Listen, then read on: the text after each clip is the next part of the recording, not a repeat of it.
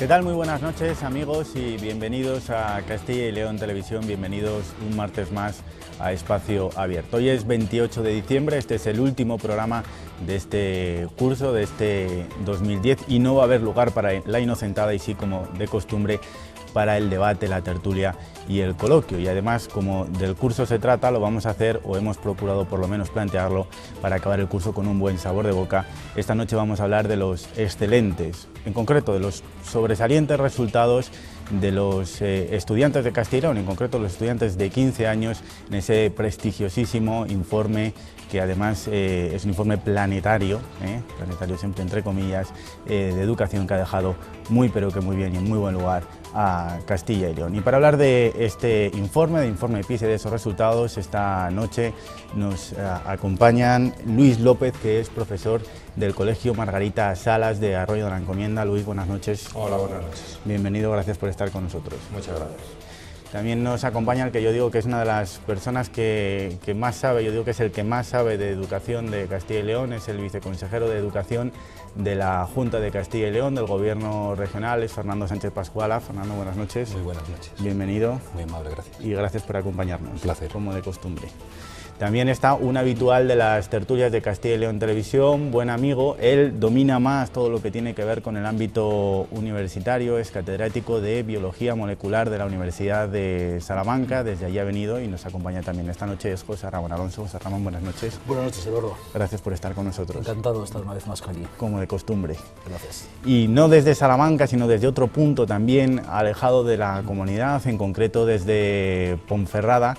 Esta noche también nos acompaña Vicente Fernández Vázquez, que es jefe del Departamento de Historia de Sociales del Instituto de Enseñanza Secundaria Gil y Carrasco de la capital berciana. Muy buenas noches. Hola, buenas noches. Hola. Gracias por acompañarnos también. Es un placer.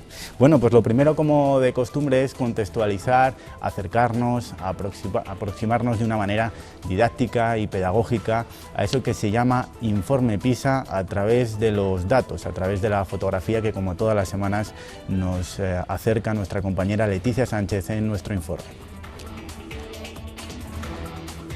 Es uno de los informes educativos más prestigiosos y Castilla y León se supera a sí misma. Los alumnos de la comunidad son los mejores de España y su nivel es equiparable al de países como Japón o Canadá. Son los datos que arroja el informe PISA 2009, en el que han participado 475.000 alumnos de entre 15 y 16 años y 17.100 centros educativos en los que estudian 22 millones de alumnos de 65 países, 30 de ellos de los más desarrollados.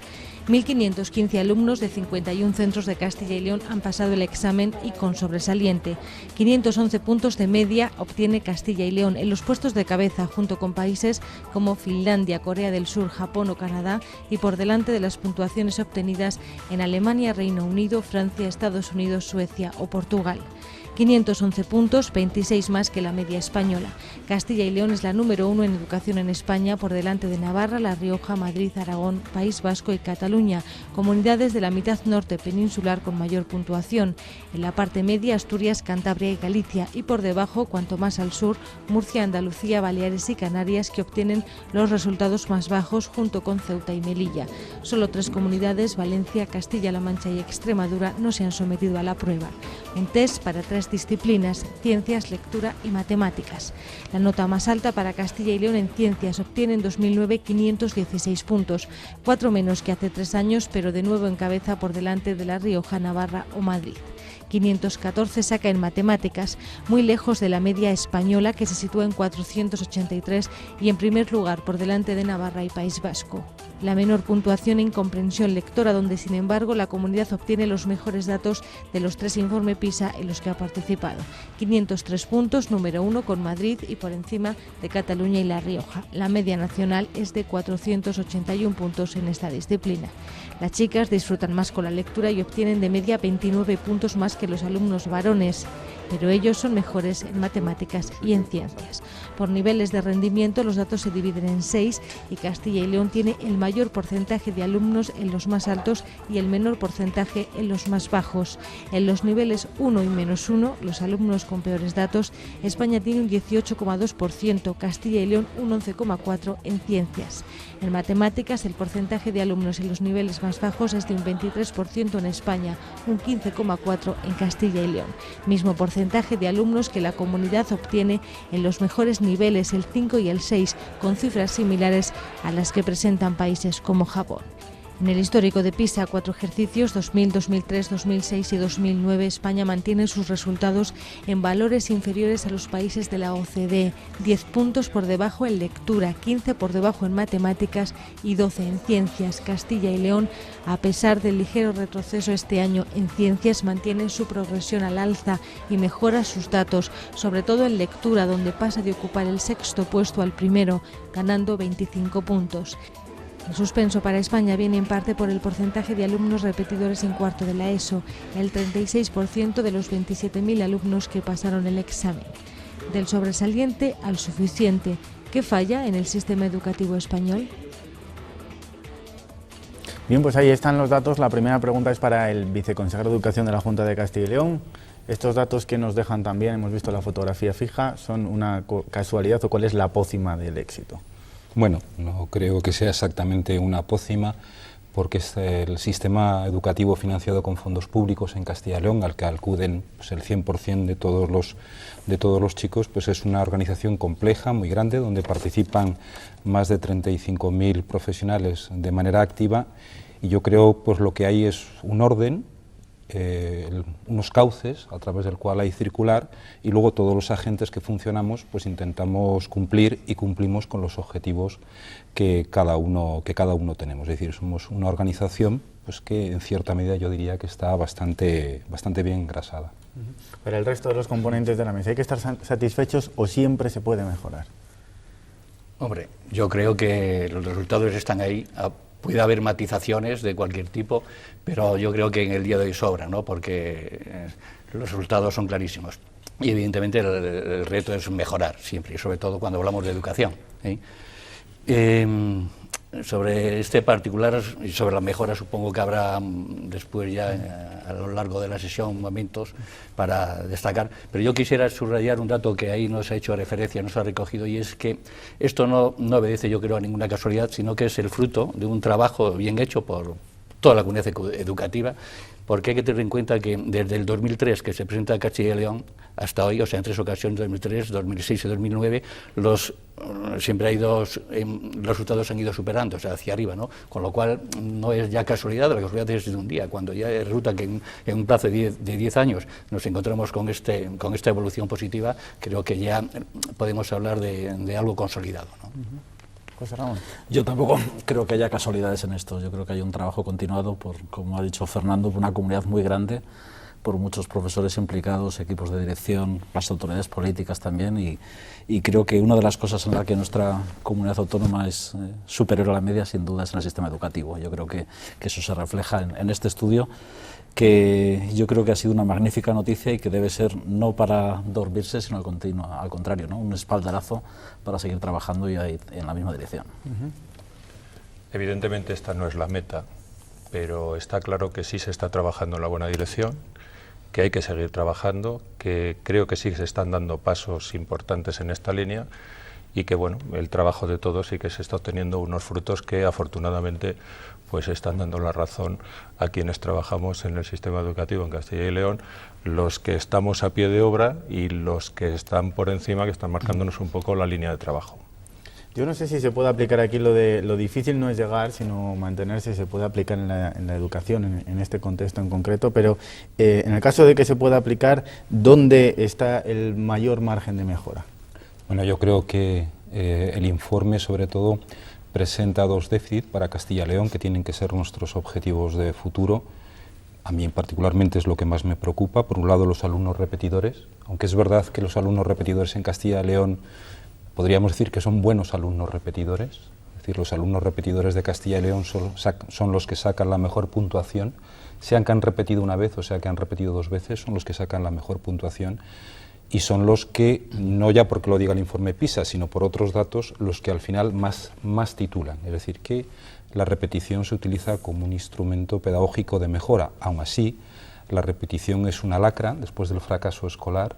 La repetición es la segunda lacra del sistema educativo y por tanto hay que bajar el índice de repetición. Es decir, si el chico al final ha podido aprender y ha podido aprobar, eso da fe de que no hace falta que repita para que aprenda, sino que hace falta que estudie más y hace falta que le enseñemos más.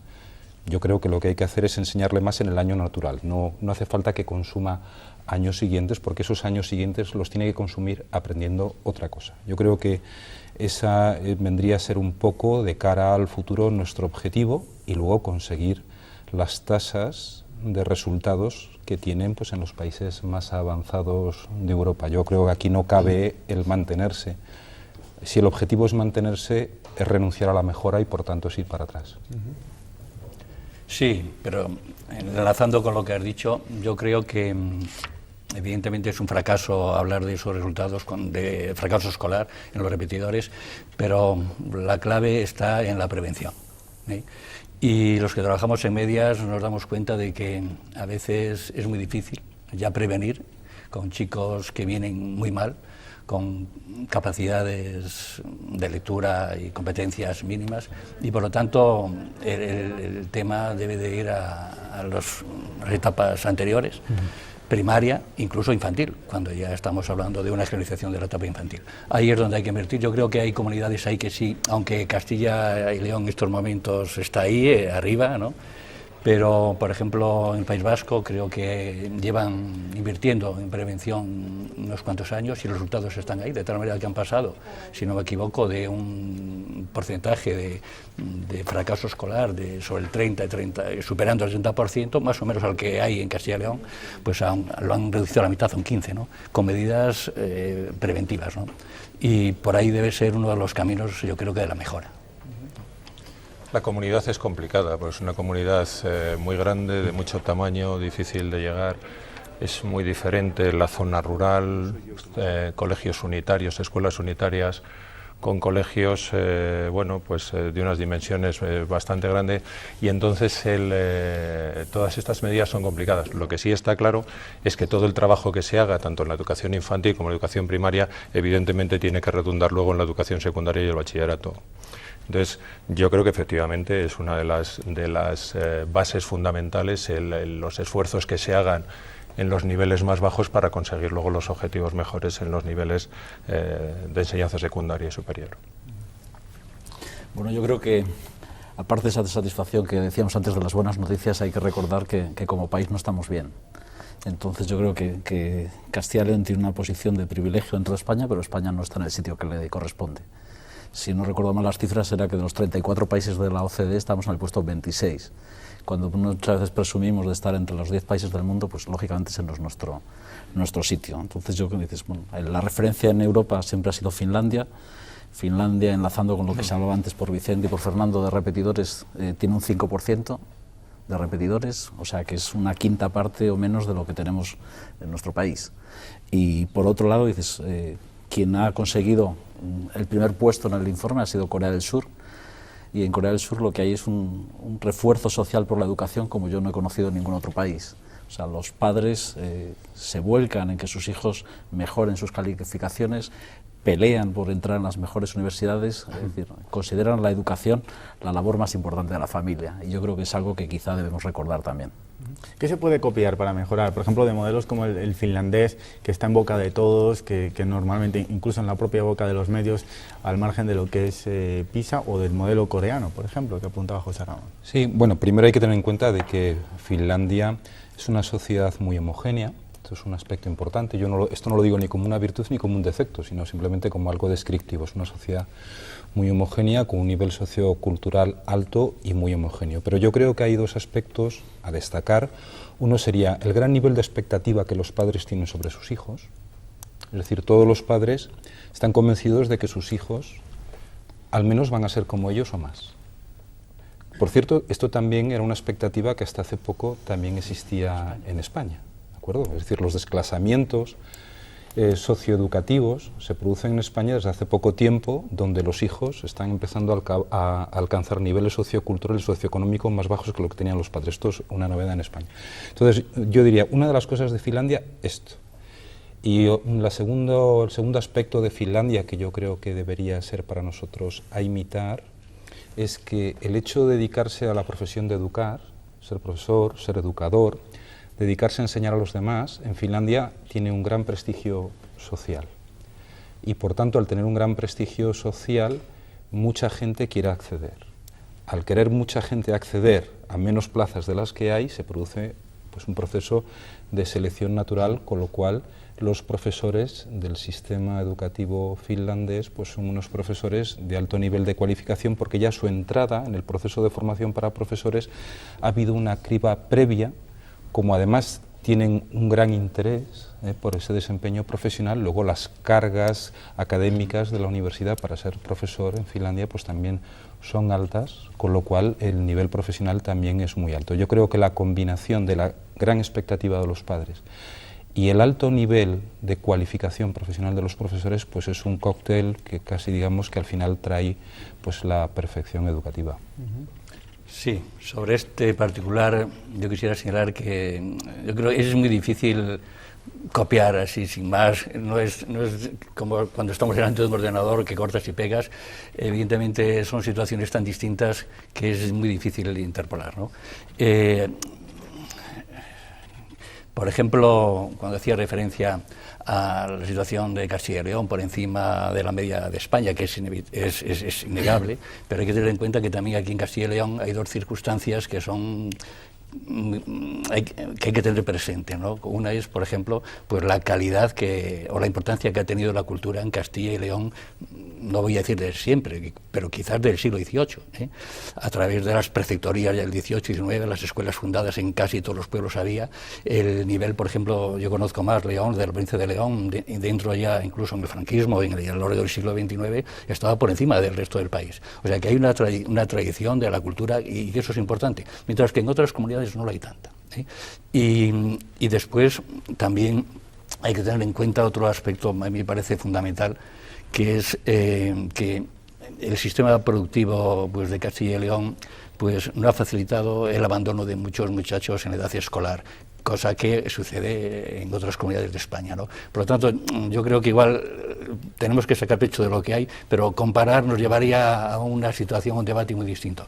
Y después, para volver al inicio, pues evidentemente las circunstancias de Finlandia son tan distintas y ya las de Corea es un sistema tan distinto y dispar al español que creo que nosotros tenemos que seguir nuestro propio paso.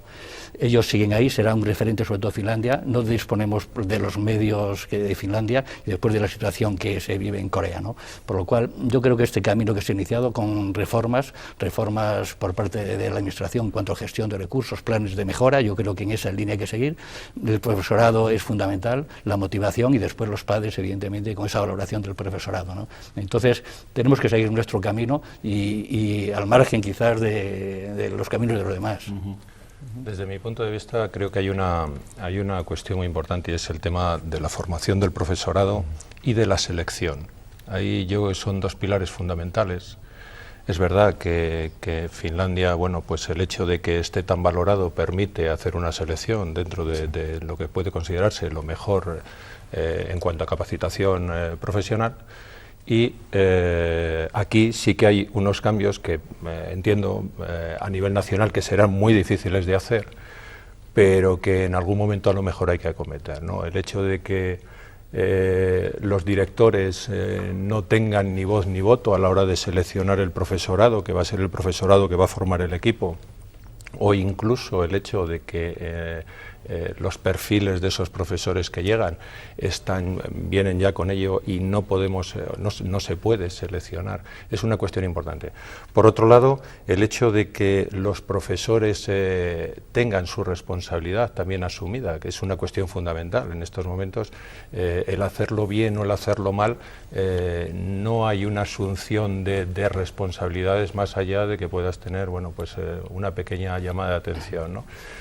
Aquellos profesionales que son muy válidos, incluso que son, si no copiables, desde luego sí pueden servir de ejemplo, debe ser el objetivo también que debemos enmarcar a toda la estructura del personal que debe funcionar en los centros de enseñanza. Bueno, yo retomando lo que decía Vicente, yo estoy de acuerdo. Yo creo, por ejemplo, tú que vienes de Ponferrada, dices siempre las zonas mineras presumían de las escuelas. Y yo creo que enlaza un poco con lo que decíamos antes, hay un punto clave que es la valoración de las familias. Es decir, cómo piensan los padres y los propios muchachos que su educación va a servir para su futuro. Y yo en lo que no estoy de acuerdo es que yo creo que las experiencias de otros países sí que nos deben marcar la pauta, porque no es muy diferente una clase de matemáticas en Corea y en Ponferrada. Estoy convencido de que hacen algo muy parecido, explican cosas muy parecidas, pero hay cosas de modelos de organización, de estímulos a los estudiantes, de estímulos a los profesores que debemos tener en cuenta y debemos usar para nuestra propia mejora. Entonces yo creo que hay un camino a recorrer. Todos los países están haciendo lo mismo que hacemos nosotros, que es valorar los resultados, ver en qué cosas estamos fuertes, en qué cosas estamos débiles y cómo mejorar. O sea, esto es lo del camarón que se duerme, o sea, los demás van a seguir moviéndose. Y por último, yo creo que debemos intentar que estas herramientas se generalicen, que podamos hacer nuestros propios sistemas de evaluación, que podamos implicar a las direcciones de los centros, que programas de inversiones vayan ligadas a resultados, que veamos que las mejoras se vuelcan un poco en el día a día. O sea, decir, no es, bueno, a ver dentro de 3 años como si fuesen las Olimpiadas. Bueno, antes de llegar a las Olimpiadas hay un montón de campeonatos, de pruebas que nos van diciendo si vamos por el buen camino, nos valen de estímulo a todos y nos permiten ir mejorando el sistema paso a paso. Perdona por romper un poco, solo por un poco de ilusión, así dinamizamos la situación. Evidentemente la cosa es compleja, ¿no? Pero yo lo que quería decir, igual me expliqué mal, es que, por ejemplo, en España hay un modelo de sociedad hoy en día, eso no se cambia en 4 días, necesita mucho tiempo. Hoy el modelo que prevalece a través sobre todo de los medios de comunicación es para los chicos, ¿no? El referente del éxito fácil, el famoseo. Evidentemente en Finlandia no funciona así la sociedad y en Corea tampoco, ¿no? Y por lo tanto somos realidades distintas, que evidentemente estoy de acuerdo que tiene que ser referente, igual la clase de matemáticas es así, pero los chicos cuando entran hay que pensar que vienen de un entorno y ese entorno tiene una influencia tremenda, ¿no? Totalmente de acuerdo. Yo no coincido tampoco exactamente contigo, porque no es lo mismo dar clase de matemáticas aquí que en Finlandia. No es lo mismo por circunstancias que envuelven todo esto, ¿no? Evidentemente, pues por ejemplo, la inmigración en Finlandia tiene una presión mucho menor. Yo no digo que sea ni positiva ni negativa, pero es evidente que cuando un niño se incorpora en cualquier momento del periodo escolar a un aula donde no domina el idioma, no se sabe entender con los compañeros, se tiene que hacer entender por el profesor, eso en alguna medida supone un desgaste que tiene que utilizar el profesor para equilibrar la situación, ¿no? Y hay otra cuestión también fundamental y va referido también a lo que decía Vicente, a aquellas familias o aquella situación social en la que no es comparable la situación social de España, por ejemplo, con la de Finlandia. A nivel cultural que hemos venido, que estamos empujando y muy posiblemente a buena marcha, probablemente podría ir mejor, y podría ir mejor si, sobre todo a nivel nacional, se ponen de acuerdo nuestros políticos y dejamos de marear la perdiz y empezamos a hacer un plan y el contraplan, etcétera, etcétera, ¿no? Esa situación, tanto el nivel cultural de la sociedad como el nivel cultural de partida de la familia, y luego otros condicionantes como es el tema de la inmigración, sin lugar a duda condicionan cómo enseñar matemáticas, cómo enseñar lengua, porque esos tiempos se ven mermados por otras cuestiones. Solo una puntualización mínima, en el caso que ponías de Finlandia, el nivel de lectura en los niños y jóvenes finlandeses con España, la diferencia es abismal, ¿no? Entonces, claro, eso repercute en el aula todo. Fernando. Bueno, yo creo que Lo bueno que tienen informes como el PISA es que están pasando la educación de los mitos y de las creencias a las evidencias, ¿no? Y las cifras, que a veces son un poco frías, pero son tangibles y sobre todo son comparables. Y son comparables en el momento con otros y comparables contigo mismo en otro momento del tiempo. La variable inmigración, que siempre se ha puesto como una de las variables determinantes, pues a los efectos del informe PISA se demuestra que no es tan determinante. Y comunidades autónomas de España, que estoy de acuerdo con José Ramón, que es quizá la peor lectura que los españoles podemos hacer de PISA, es ver que hay más diferencia entre comunidades autónomas de España que entre países de la Unión Europea, pero luego, si queréis, lo tratamos, ¿no? La variable inmigración demuestra que hay comunidades autónomas que están en cabeza con un porcentaje de inmigración muy alta y comunidades autónomas que están a la cola con un porcentaje de inmigración muy baja. Es verdad que no todos los inmigrantes presentan los mismos perfiles socioculturales o la misma disposición a integrarse en el modelo cultural del país. Y los países nórdicos, pues durante años han tenido una avalancha de inmigración muy potente que no tuvo efectos negativos en su sistema educativo, véase Suecia, pero que sí ha tenido efectos negativos socialmente de forma muy potente, y véase hace muy pocos años las revueltas en Suecia, donde un estudio de la Cámara de Diputados sueco ha demostrado que hay varios millones de suecos que no se consideran suecos y han pasado por el sistema educativo sueco, pero son de segunda o de tercera generación de personas que vinieron fuera, que no se les dio los valores culturales del país, porque para respetar sus valores culturales propios, y ahora se encuentran con esa situación de choque. Hay otra población emigrante que entra perfectamente en un país y no solamente no genera ninguna dificultad en ese país, sino que lo mejora sustancialmente. Y Estados Unidos, que es el país con la tasa más alta de inmigración en términos absolutos, relativos y por donde se mira, la inmigración ellos la convierten automáticamente en riqueza. Un sistema educativo lo que tiene que hacer es reconocer la realidad que tiene y establecer las compensaciones necesarias para que haya igualdad de oportunidades para todos. Yo creo que el sistema educativo español ha presumido durante mucho tiempo precisamente del mayor defecto que tiene, y es el proceso igualitario, de querer pasar a todo el mundo por la misma horca, y no puede ser. En la educación primaria es una educación inclusiva, todo el mundo tiene que pasar, pero está pasando todo el mundo con unos niveles curriculares bajos. Nosotros las evaluaciones que hemos hecho, se suspende en sexto de primaria un 10% menos de lo que debería suspenderse. Normalmente en sexto de primaria suspenden un 6%, deberían suspender un 16%. Un 16% con los niveles curriculares que hay ahora. Y tendrían que ser más porque los niveles curriculares que hay ahora son escasos, y por eso pasa de alguna manera lo que Vicente dice. Y luego lo que también ocurre es que llegado a determinada edad, véase 14, 15 años, que ahora coincide con tercero y cuarto de secundaria, pero podría coincidir con otra etapa, porque en este país, los que estamos aquí sentados, hemos hecho todos diferentes sistemas educativos. Lo que no podemos pretender es que con 14 o 15 años todo el mundo vaya por el mismo itinerario educativo. Es decir, hay que reconocer la especificidad de cada cual. El sistema educativo debe compensar las diferencias, dar igualdad de oportunidad, y compensar las diferencias es dar un itinerario a cada uno el que necesita. Vamos a aparcar los modelos, la idiosincrasia de cada país, pero sin embargo, al margen de todo eso, de las diferencias o no, hay dos posturas en la mesa, sí que se han puesto de manifiesto dos cuestiones que a mí me parecen esenciales y que al final están en la base de la educación, como es, por ejemplo, la familia, o como es, por ejemplo, la figura del profesor. Hablábamos en el caso de Finlandia. ¿Cómo se implica a la familia? ¿Cómo se puede implicar a la familia en el proceso educativo? ¿Se están haciendo bien las cosas? ¿Se está haciendo algo? ¿Y cómo se potencia la figura del educador? ¿Cómo se le da el prestigio, el recorrido que debe tener y que de alguna manera, según habéis expuesto, contribuirían de alguna manera a seguir dando pasos, a seguir mejorando?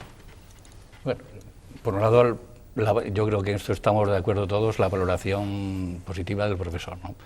Eso se puede conseguir de varias maneras. Hace unos meses en el país hubo cierta polémica porque unos en unas comunidades se partía de unos presupuestos más autoritarios o de darle más autoridad, en otros se respondía que ganándose el respeto. Yo creo que al fin y al cabo la práctica docente está ahí, y los padres tienen que ser conscientes de que si no hay una colaboración con el profesor, esto no va bien, ¿no? Son dos pilares fundamentales y que los dos tienen que tener el mismo fin y el mismo objetivo, que es la educación de su hijo y prepararlo sobre todo para un mundo competitivo como es en el que estamos, y sin los dos apoyos sería imposible, ¿no? Y por lo tanto por ahí debe de ir, y la familia, aparte de que es un tema, yo creo que quizás por mi experiencia, quizás solo sea de mi centro, porque de otros centros conozco menos, debe involucrarse más en el funcionamiento del centro, debe sentirlo más suyo. Creo que hay a nivel de la comunidad una pequeña participación, por no decir casi a veces raquítica participación en lo que es en la marcha del centro. En las elecciones, por ejemplo, los consejos escolares es muy pequeña, y eso es un índice que se puede valorar de muchas maneras, pero en parte yo creo que es porque consideran que no es suyo la educación, ¿no? Que igual es un tema que hemos privatizado la administración y los profesores, que ellos forman parte, y por lo tanto yo creo que el reto es engancharlos a los padres, porque sin los padres este modelo, igual que sin los profesores, igual que sin la administración, difícilmente puede funcionar. Luis. Bueno, por empezar por la familia. Es difícil, es un tema que bueno, pues está resultando complicado traerlos, tanto a nivel individual en algunos casos como a nivel colectivo. Es verdad que a nivel individual se consigue mucho más esa implicación cuando se reclama. Varía esto también, claro, de dónde te estés moviendo, ¿no? En la clase social en la que te muevas, donde se mueven los alumnos, es diferente. Pero desde luego la implicación colectiva, lo que es a través de consejos escolares, las asociaciones de padres, yo creo que ahí, bueno, pues hay un hándicap importante, ¿no? Y están los resultados de las elecciones o las asociaciones de padres, que casi hay que irles empujando a los padres para que vayan entrando en ellas. ¿Cuál es el motivo? Posiblemente no les hacemos partícipes reales también en los centros de lo que es el funcionamiento real del centro. Yo quiero que participes, pero te limito hasta donde, no te doy la información. Yo, es una de las cuestiones fundamentales, la información a las familias, el hecho de que les hagamos partícipes de lo que es la vida real del centro, y no estoy hablando que entren a darle las clases los profesores, los padres, que en algún caso también podremos echar mano de ello, ¿no?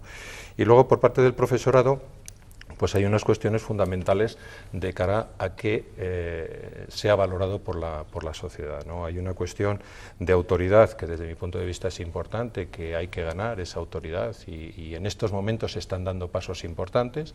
Hace unos años hablar de disciplina en un centro era cuanto menos arriesgado, porque ibas a ser criticado por la práctica totalidad de la comunidad educativa, y hoy en día eso no es así. Hoy en día la cuestión, se empieza a oír mucho la disciplina, porque se está viendo que es prioritario que haya una disciplina y un orden para poder trabajar. Y luego hay una cuestión que evidentemente, bueno, pues a lo mejor es muy materialista, pero sí es cierto que a nivel social se valora muchas veces a aquellas personas que mayor reconocimiento económico tienen. Entonces, bueno, ¿cuándo se tiene que mover, cómo se tienen que mover los hilos? Pues me imagino que tendrá que ser paulatino, pero es una de las cuestiones a valorar. Bueno, yo retrocedería un paso de lo que estaba comentando Luis, es decir, él habla de la implicación de la familia en el ámbito ya del instituto, de la escuela, y yo hablaría de la familia dentro de la familia. Es decir, estamos ahora en fechas navideñas, es decir, ¿en cuántas casas va a dejar Papá Noel o los Reyes Magos libros o cuentos para los niños? Es decir, ¿cuál es la valoración de qué es la educación, qué es la cultura, qué es leer? Yo creo que tenemos un camino importante por recorrer ahí. Es decir, cuando comentaba antes Fernando el tema de Estados Unidos, hay un premio de ciencias para los estudiantes de estas áreas, el premio Westinghouse. Lo sacan siempre asiáticos. ¿Por qué? Porque en su cultura la valoración del estudio, de la investigación, está muy alta, y es lo mismo que ha pasado históricamente con las poblaciones de judíos. Entonces, y en nuestro país, ¿por qué no podemos acercarnos a ese modelo? ¿Por qué aquí la persona más famosa tiene que ser porque se ha acostado con un torero? Les pregunta a la gente cuántas amantes de torero conocen y cuántos científicos conocen españoles. Me temo que los resultados serían penosos. Entonces tenemos que conseguir, y ahí yo creo que hay un trabajo de todos nosotros, es decir, desde el ámbito de la enseñanza en todos los niveles, desde el ámbito de los medios de comunicación, desde el ámbito de la política, de conseguir ir cambiando progresivamente esa cultura, mejorar el nivel cultural de este país. Entonces, mi ámbito, como sabes, es el de la ciencia, y las páginas de ciencia en los periódicos o son inexistentes o son mediocres. Compara con las páginas que hay de fútbol o de cosas por el estilo, o de lo que se llama sociedad, que podemos llamarlo cotilleo. Yo con respecto a este tema de los padres voy a ser políticamente incorrecto. Muy bien. Y voy a discrepar un poco.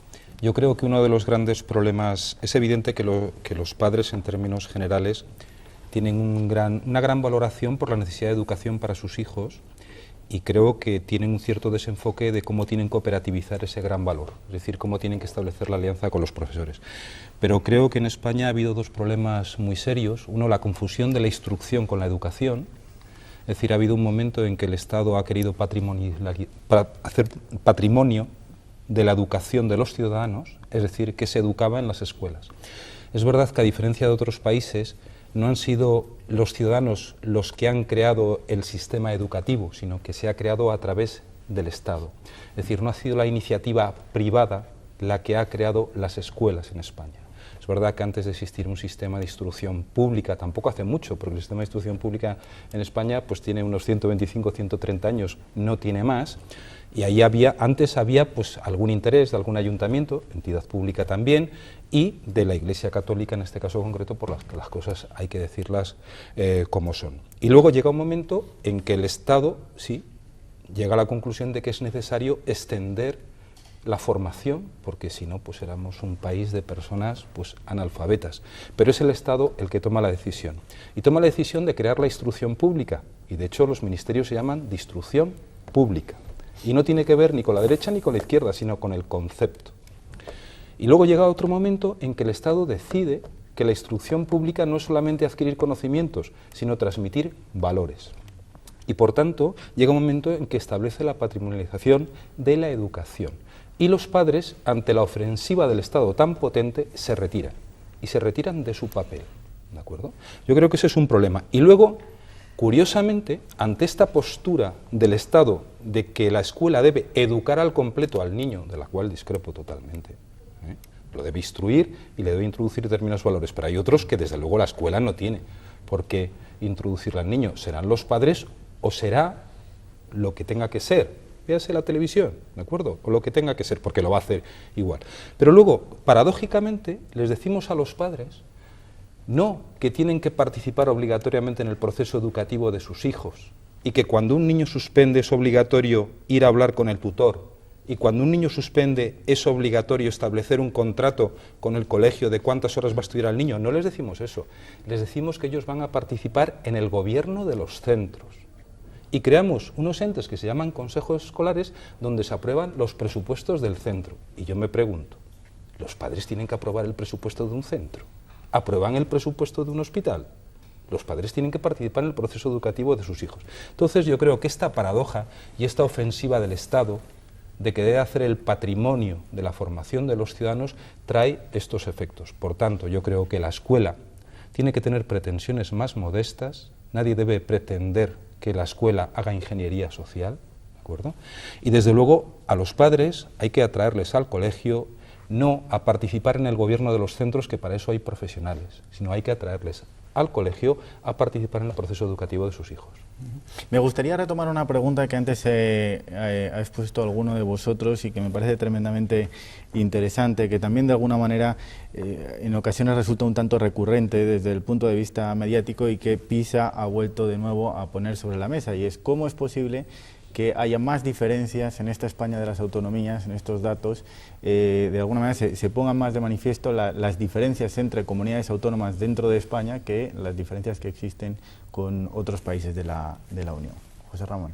Bueno, yo creo que no es así. Yo lo que he visto es que las diferencias entre comunidades autónomas pesa un 4%, que la diferencia entre centros de la misma comunidad autónoma pesa un 20% y que la diferencia entre estudiantes del mismo centro pesa un 70%. Entonces creo que los números son muy contundentes, es decir, en los centros hay una enorme diversidad, y eso lo sabéis todos, es el día a día, muchachos y muchachas concienciados, trabajadores implicados con ambición, con sana ambición, con capacidad de esfuerzo, y otros que están, digamos, puestos por el ayuntamiento. Y eso sí que es políticamente incorrecto, ¿no, Fernando? Y al mismo tiempo, decir, entonces yo creo que tenemos que intentar que ese ambiente se mueva. Es decir, todos, que los centros más problemáticos o con más dificultades o con un alumnado más difícil vean también que pueden entrar en un proceso de mejora. Es decir, que apostemos por la excelencia, pero sin dejar a nadie en la cuneta. Y que nos demos cuenta de eso, es decir, que estamos haciendo medias de medias, y al final eso esconde las enormes desviaciones y errores que hay en cualquier estadística. Yo voy a discrepar un poco. Yo creo que las diferencias entre comunidades autónomas son muy significativas, ¿eh? Es decir, 100 puntos entre la comunidad autónoma que está más alta y la comunidad autónoma que está más baja son muchos puntos. Según los expertos que diseñan el modelo PISO, 36 puntos es un curso académico. 100 puntos son 3, ¿de acuerdo?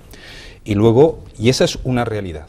Ahora, claro, somos las comunidades autónomas que somos y en esa escala pues se ve, pero hay 100 puntos de diferencia, que son muchos. Y luego, la equidad que presentan algunas comunidades autónomas y que presentamos otras es como el colesterol. Lo hay bueno y lo hay malo. Es decir, el engrosamiento, la variabilidad que hay entre alumnos, tiene razón José Ramón, la variabilidad que hay entre alumnos es escasa en España. ¿De acuerdo? Entre el alumno menos bueno y el más bueno hay poca variabilidad, lo cual tampoco es para ponerse medallas, porque eso significa que tampoco tenemos muchos alumnos en el nivel excelente que son los que innovan. Pero bien, pero es decir, el que haya ese engrosamiento en la variabilidad entre alumnos, luego hay que ver los cuadrantes de los resultados, y España, el engrosamiento de la variabilidad está en los resultados bajos. Y por ejemplo, Castilla y León, y está mal hablar de uno, pero está en los resultados altos, pero eso entre comunidades autónomas también es así. Es decir, que los alumnos somos muy equitativos, pero unas comunidades autónomas con resultados muy bajos y otras comunidades autónomas con resultados mucho más altos. Y a mí eso me parece suficientemente grave. Desde el punto de vista estadístico, ¿un 4% lo es o no lo es? No lo sé, porque son cifras macro, como decía José Ramón, pero 100 puntos en un alumno significa que en el mismo chico con la misma edad hay 3 años de diferencia. Y me parece que no es justo que un niño español, en función que nazca en determinada zona o nazca en otra zona, vaya a tener, por el simple hecho de nacer en una zona, hasta 3 años de diferencia de nivel académico. Creo que eso es insostenible para un país. Vicente. Sí, evidentemente, si lo analizamos desde este punto de vista es así, es impepinable, y ahí están los resultados, y refleja una realidad que existe en España, ¿no? Igual que antes hablábamos de los padres, y hay padres que evidentemente se comprometen con sus hijos y hay otros padres que no se comprometen en absoluto, ¿no? Y esta es otra realidad. Yo con lo de la estadística siempre no me gusta utilizar mucho los números, porque cuando hacías referencia, por ejemplo, a que Castilla y León estaba por encima de muchos países europeos, no se tienen en cuenta las variables de, por ejemplo, los holandeses, alemanes, de todos, sino que hablamos hablamos de Alemania, ¿no? Y no hablamos de regiones francesas que evidentemente que igual superaban a Castilla y León, con lo cual estaríamos en una guerra de datos y de estadísticas. Pero sí, lo que es cierto es que reflejan esa diferencia, que por un lado yo creo que se basan, al menos parcialmente, y yo creo que eso es innegable, en unas diferencias estructurales del país. El país está estructurado como está, y la educación refleja también esos cambios. A partir de ahí, pues evidentemente, no sé hasta qué punto podíamos nosotros entrar ya en más detalle, pero creo Vicente, que eso es complejo. Mira, pero no todo es lo estructural. Es decir, sí, en este país se obtiene el graduado escolar o con 4 suspensos o con 12 desde hace unos años. Esto no ha pasado siempre, ahora pasa. Es decir, en esta comunidad autónoma, para que te den el grado de secundaria, como tú bien sabes, la Junta de Evaluación, en cuarto, Si tienes más de 4 suspensos, no lo obtienes. Y las juntas de evaluación, cuando un chico suspende matemáticas y lengua, en secundaria no lo dejáis pasar de curso. En otras comunidades sí. Y en otras comunidades autónomas te dan el título de secundaria con 12 suspensos. Entonces, estas cosas que son tan sencillas, al final es lo que hay detrás para estas diferencias. Es decir, no busquemos las diferencias en mitos de hace 100 años, porque lo de hace 100 años ahora, pues en fin, sí, puede que no, como no sabíamos lo que era hace 100 años, pues claro, para saber lo que eran las escuelas de este país, hay que leer a Luis Bello y cogerse la hemeroteca, el diario El Sol, porque otra cosa no tienes como referencia. Y don Luis Bello escribía muy bien, pero de que ahí eso fuera una realidad, yo lo único que sé es que hace 100 años este país, en fin, como un solar, tampoco era para tanto, habría 3 autores, pero los demás no sabíamos absolutamente nada.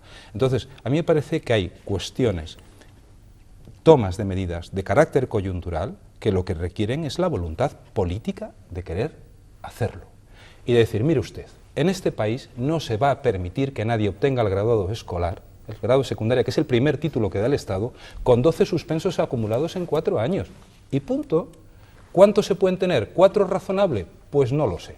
Lo que no es razonable es dejar pasar a los chicos de curso sin saber, porque es como dejar que vayan al precipicio con los ojos tapados, y a mí eso me parece una barbaridad.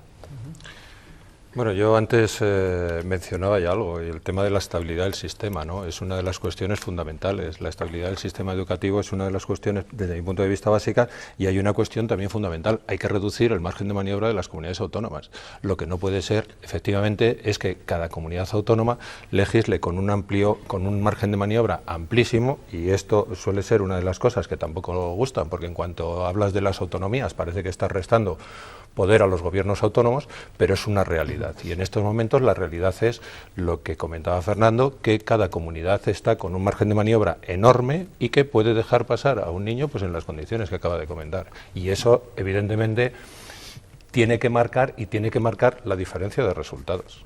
Yo no sé si se puede diferenciar... Si me permite solo...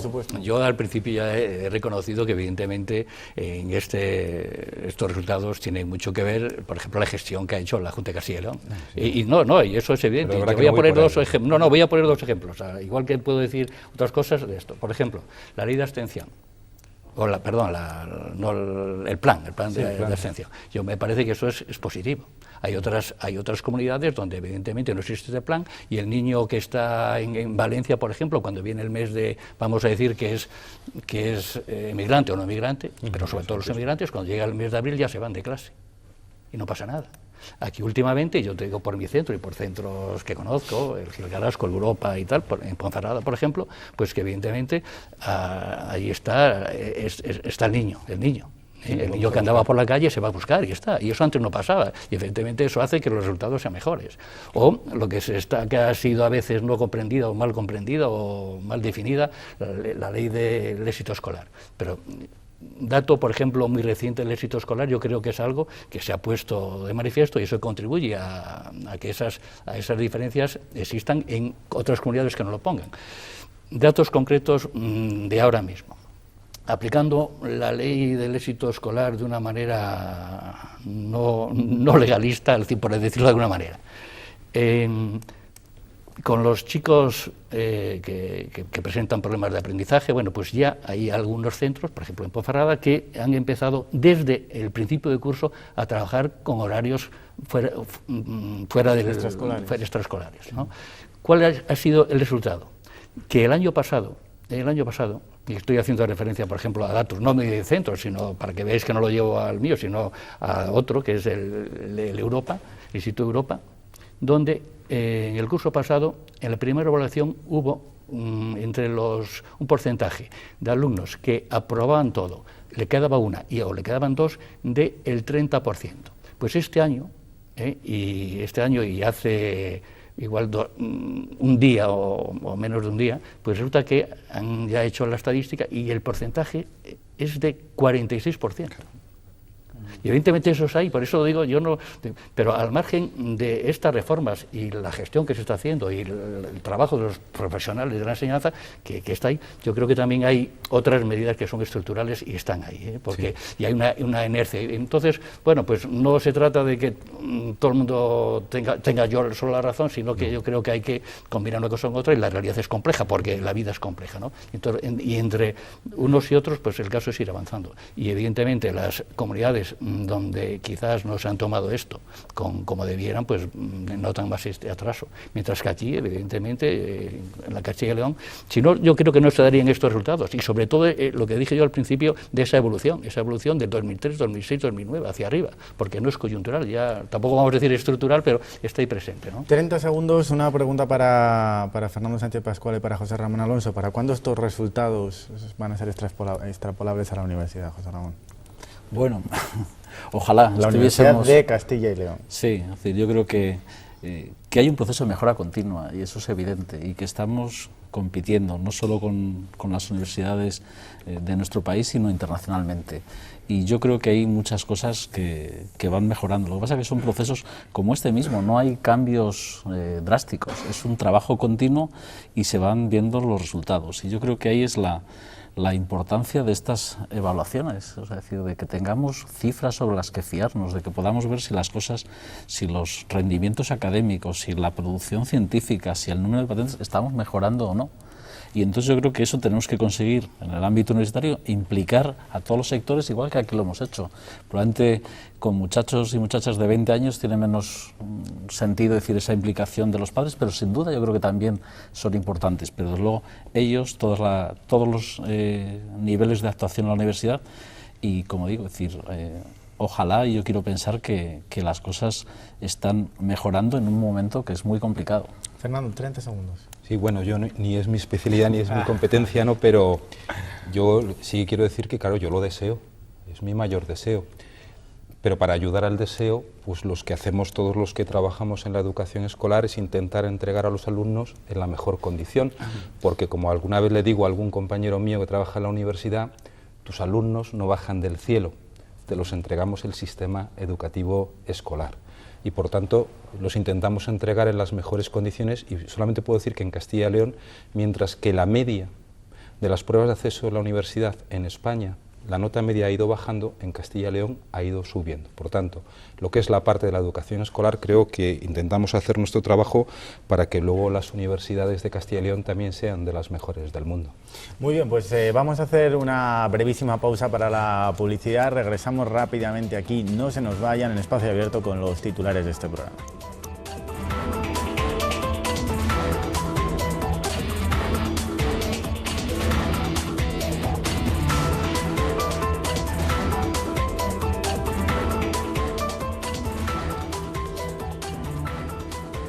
Continuamos, dediquen a analizar la educación de Castilla y León. Señores, nosotros nos vamos hasta aquí, este Espacio Abierto. Regresamos la semana que viene, el próximo martes, día 4, inaugurando el 2011, abordando la agenda, intensa agenda que desde luego nos va a plantear el próximo año, con elecciones municipales y autonómicas de por medio el 22 de mayo, entre otras muchas cosas. Nos vamos, ya saben que la información continúa aquí en Castilla y León Televisión, en apenas unos minutos con nuestro compañero Juan Manuel Pérez. Nosotros les esperamos el martes de la semana que viene. Hasta entonces, que pasen buenos días.